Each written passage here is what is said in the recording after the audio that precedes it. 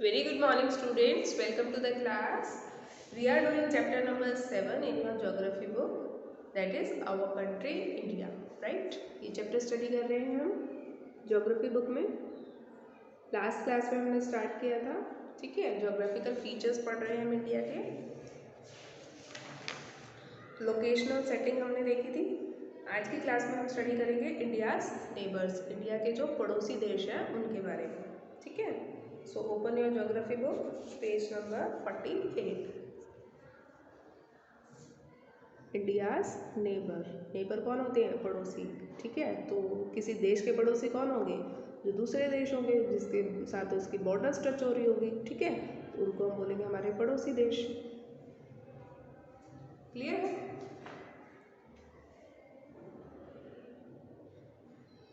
There are 7 countries that share land boundaries with India. Find out names. कहते हैं 7 countries ऐसी हैं जो इंडिया के साथ अपनी लैंड बाउंड्रीज को शेयर करती है, अपनी ज़मीनी जो उनकी बॉर्डर है उसको शेयर करती है. क्या क्या नाम है उनके देखते हैं. Pakistan, Afghanistan, China, Nepal, Bhutan, Bangladesh, Myanmar. ठीक है. तिब्बत क्या है? तिब्बत एक ऑटोनोमस रीजन है, यानी कि है तो ये चाइना के कंट्रोल में, लेकिन ये क्या है? एक ऑटोनोमस रीजन का मतलब होता है कि यहाँ के जो लोग हैं वो अपनी सरकार को खुद चलाते हैं, हालांकि कंट्रोल इस पर चाइना का है. 1 2 3 4 5 6 और 7. ठीक है. तो 7 हमारे पड़ोसी राज्य हैं. Afghanistan, Pakistan, Nepal, Bhutan, China, Myanmar, Bangladesh. ये हमारे लैंड बाउंड्री जो है इनके साथ हम शेयर करते हैं, ठीक है. और वैसे देखें तो पड़ोसी देश एक हमारा श्रीलंका भी है यहाँ पे, लेकिन इसके साथ हमारी जो लैंड बाउंड्री है वो शेयर हम नहीं करते हैं, ठीक है. Of these countries from the figure 7.1, how many of these countries do not have access to any ocean or sea? इनमें से कितने कंट्रीज ऐसे हैं जिनके पास समुद्र की कोई एक्सेस नहीं है या फिर कोई महासागर नहीं है इनके आसपास. देखो, अफ़गानिस्तान क्या एक लैंड लॉक कंट्रीज़ हैं, भूटान है, नेपाल है, ये सब क्या है? लैंड लॉक्ड कंट्रीज़ है. मतलब समुद्र या सी या कोई यहाँ मतलब कोई बड़ी वाटर बॉडी यहाँ पे नहीं है, ना कोई सी है ना कोई ओशन है इनकी बाउंड्री के आसपास, ठीक है. पाकिस्तान के पास है, बांग्लादेश के पास है, म्यांमार के पास है, चाइना के पास है, लेकिन चाइना के पास इधर है आगे, ठीक है. लेकिन अफ़गानिस्तान के पास नहीं है, नेपाल भूटान के पास नहीं है, ठीक है. कोई भी सी या कोई भी जो है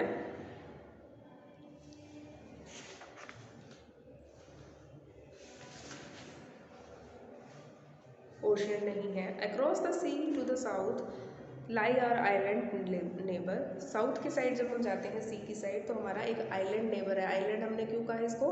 क्योंकि ये चारों तरफ से पानी से घिरा हुआ है, श्रीलंका, ठीक है. आइलैंड नेबर हम इसको क्यों कह रहे हैं? क्योंकि ये चारों तरफ से पानी से घिरा हुआ है, इसलिए क्या है? ये एक आइलैंड कंट्री है,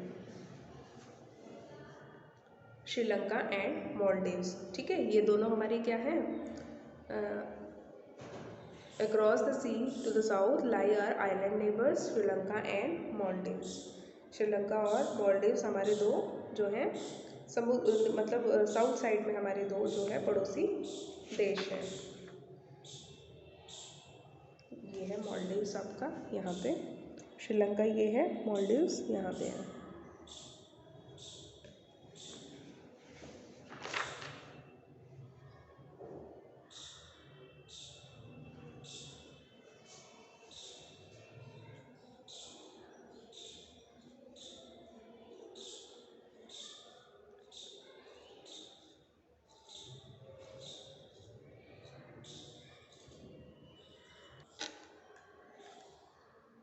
Sri Lanka is separated from India by the पाक स्ट्रेट. पाक स्ट्रेट कौन सी है? देखो, ये जो छोटे छोटे ये रास्ता जो दिखाई दे रहा है इसको हम बोलते हैं पाक स्ट्रेट. भारत से श्रीलंका किससे सेपरेट होता है? इस पाक स्ट्रेट से, ठीक है. क्लियर है? पॉलिटिकल एंड एडमिनिस्ट्रेटिव डिवीज़न देख लेते हैं हम इंडिया की. India is a vast country. India क्या है? एक बहुत बड़ी कंट्री है.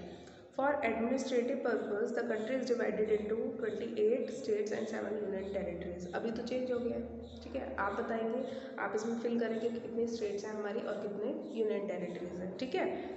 2019 में चेंज हुई है ना, तो आपको इसमें फिल करना है कि अभी प्रेजेंट में कितनी स्टेट्स हैं और कितनी जो है यूटीज़ हैं हमारी।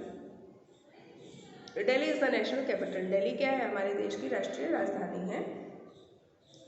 The states have been formed mainly on the basis of languages. जो स्टेट्स हैं उनका निर्माण भाषा के बेसिस पे किया गया है कि एक जैसी भाषा बोलने वाले लोगों का एक राज्य बनाया गया है। Rajasthan is the largest state, सबसे बड़ी स्टेट राजस्थान है, and Goa is the smallest state, ठीक है। In terms of area, area यानी कि क्षेत्रफल की दृष्टि से जो एरिया पूरा होता है उसके बेसिस पे राजस्थान सबसे बड़ी स्टेट है और गोवा सबसे छोटी स्टेट है। The states are further divided into district. States को जो है हम छोटी छोटी डिस्ट्रिक्ट्स में डिवाइड करते हैं। फिजिकल डिवीजन देखते हैं अब हम। India is marked by a diversity of physical features such as mountains, plateaus, plains, coast and island. ये हमने ऑलरेडी स्टडी किया था कि इंडिया के जो है बहुत ही डाइवर्सिटी वाले फिजिकल फीचर्स हैं। माउंटेन्स हैं, प्लेट्यूज हैं, प्लेन्स हैं, कोस्ट भी है यहाँ पे और आइलैंड्स भी हैं। Standing as sentinels in the north as are the lofty snow capped mountains. यहाँ पे क्या है, एक सिपाही की तरह खड़े हुए जो कि जैसे हमारा पहरा दे रहा है, ठीक है, हमारे देश का। नॉर्थ में बहुत लोफ्टी मतलब बहुत ऊंचे ऊंचे स्नो कैप्ड माउंटेन्स हैं जो कि जिसको हम हिमालयस कहते हैं, ठीक है, बर्फ़ से ढका हुआ हिमालयस है। हिम प्लस आलयम, इसका मतलब क्या हुआ, द अबोर्ड ऑफ स्नो, ठीक है, हिम से भरा हुआ बिल्कुल। The Himalayan mountains are divided into 3 main parallel ranges. Himalayan को हम तीन, ये देखो ये 3 रेंजेस दिखाई दे रही हैं, 1, 2 और 3 रेंजेस में हम इनको बेसिकली बांटते हैं, ठीक है।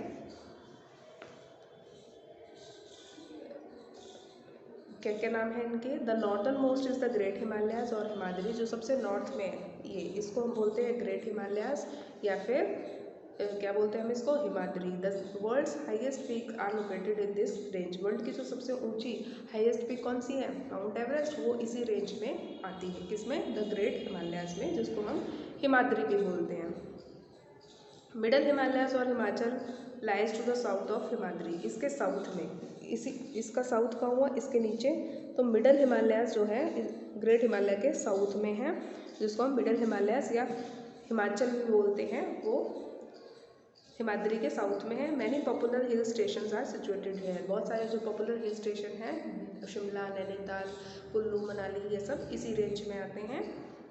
Find out the names of 5 hill stations, ठीक है, 5 हिल स्टेशन के आप नाम पता लगाएंगे, 3 तो आपको मैंने बता दिए।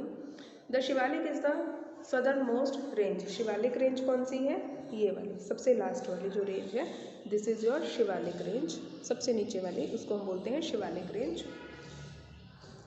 The northern Indian plains lie to the south of the Himalayas. अब इसके साउथ में, हिमालयस के नीचे क्या है, नॉर्दर्न प्लेन्स हैं। ये सारे क्या है आपके, जो ग्रीन एरिया दिखाई दे रहा है, ये आपके नॉर्दर्न प्लेन्स हैं,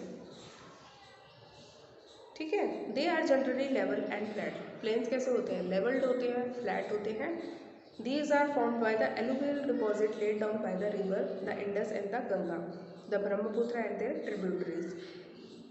ये किससे मिलके बने हैं, जो एलुवियल डिपॉजिट जो ये नदियाँ लाती हैं अपने साथ, जैसे इंडस रिवर है, गंगा है, ब्रह्मपुत्र है, और इनकी जो ट्रिब्यूटरीज हैं, इनके द्वारा लाई गई एलुवियल से ही बनती हैं। एलुवियल डिपॉजिट क्या होता है, these are very fine soils. क्या होती है, बहुत ही फाइन सॉइल होती है जो कि नदियों के द्वारा लाई जाती है और रिवर बेसिन में इनको डिपॉजिट कर दिया जाता है, वो मिट्टी से बनी हुई है। These river plains provide fertile land. ये जो रिवर प्लेन्स हैं यानी कि नदियों से बने हुए जो प्लेन्स हैं, ये इनकी मिट्टी बहुत ही उपजाऊ है कल्टीवेशन के लिए, खेती के लिए।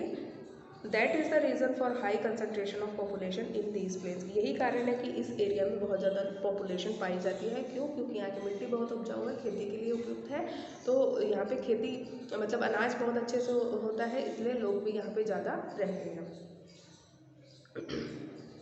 ठीक है।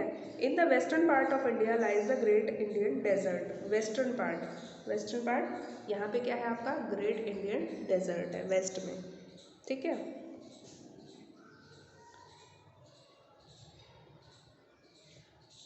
It is a dry hot and sandy stretch of land. ये क्या है, एक सूखा गर्म और सैंडी रेतीला जो है जमीन का एक स्ट्रेच है, काफ़ी बड़ा हिस्सा है। It has very little vegetation, बहुत कम पेड़ पौधे यहाँ पे पाए जाते हैं। To the south of northern plains lie the peninsular plateau. ये क्या है आपका, ये है आपका पेनिनसुलर प्लेटू, ठीक है। It is triangular in shape, ये किस शेप में है, ये ट्रायंगुलर की शेप में है, ठीक है। प्लेन से नीचे क्या आता है आपका पेनिनसुलर प्लेटू, जो कि ट्रायंगुलर शेप में है।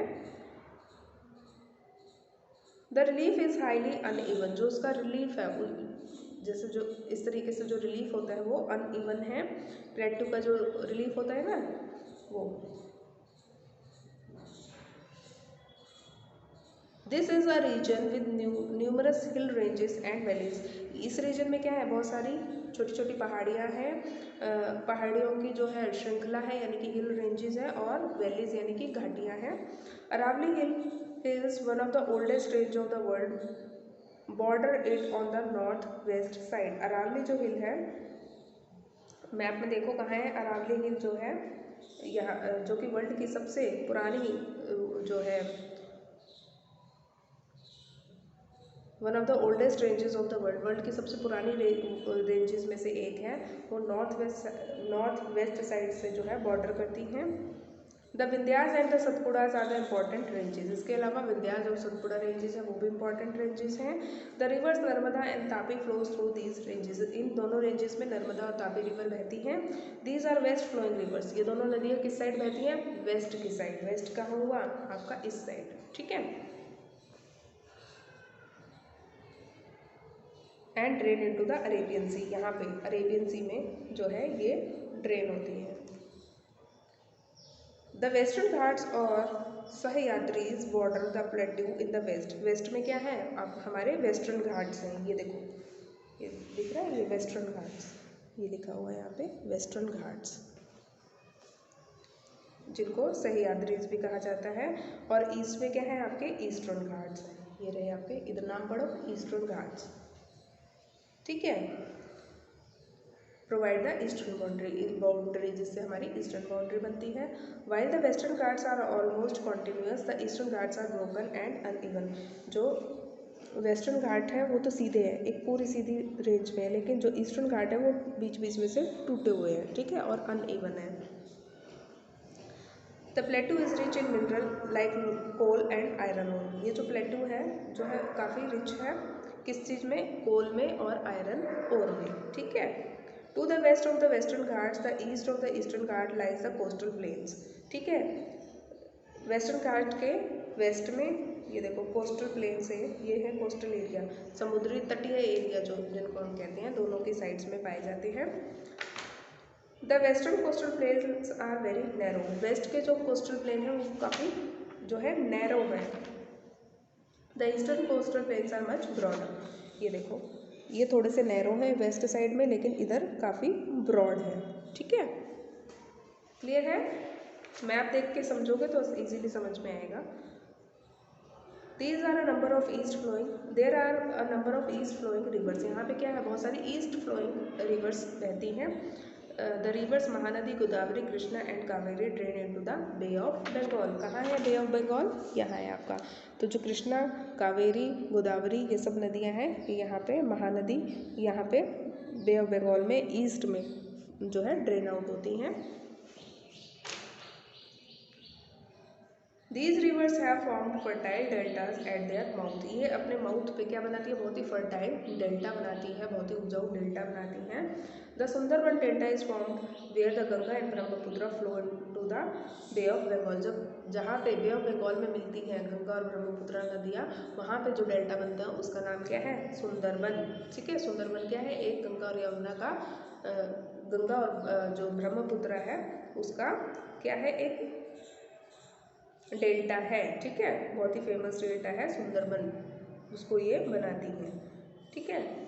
Do you know corals are skeletons of tiny marine animals called polyps. Corals क्या होते हैं, देखो देखो इस तरीके के कोरल आइलैंड्स होते हैं। कोरल का मतलब क्या होता है, जो छोटे छोटे मैरीन यानी कि समुद्री जो जीव जंतु होते हैं, पोलिप्स नाम होता है उनका, उनके जो है स्केलेटन होते हैं, उनकी खोपड़ियाँ होती हैं, उनसे मिलके कोरल्स बनती हैं। ठीक है, जब वो मर जाते हैं तो उनके स्केलेटन को कोरल्स कहा जाता है। When the living polyps die their skeleton are left, जब ये जिंदा पोलिप्स मर जाते हैं तो उनके स्केलेटन रह जाते हैं। Other polyps grow on the top of the hard skeleton which grows higher and higher, इनके ऊपर दूसरे पोलिपन ग्रो हो जाते हैं और फिर ये ऊंचा और ऊंचा होता जाता है। ठीक है, दस फॉर्मिंग द कोरल आइलैंड, और इस तरीके से कोरल आइलैंड बनता है। तो कोरल बेसिकली क्या है, स्केलेटन होते हैं किसके, जो मेरीन एनिमल है जिसका नाम है पोलिप्स। ठीक है, इस तरीके से ये बन जाते हैं। देखो ये सब क्या है, ये स्केलेटन्स हैं। क्लियर, ये देखो पिक्चर में देखो यहाँ, ये जो आपको ब्राउन ब्राउन दिखाई दे रहे हैं ना, कोरल बोलते हैं हम इनको, कोरल। ठीक है, दिखने में आपको लगेगा पत्थर जैसे, लेकिन एक्चुअल में ये क्या है, ये जो है स्केलेटन है मरे हुए जीव जंतुओं के, जो समुद्री जीव है, पोलिप्स नाम है उसका। ठीक है, यहाँ तक आप पढ़ के आएंगे। ठीक है, इससे आगे हम अपनी नेक्स्ट क्लास में करेंगे।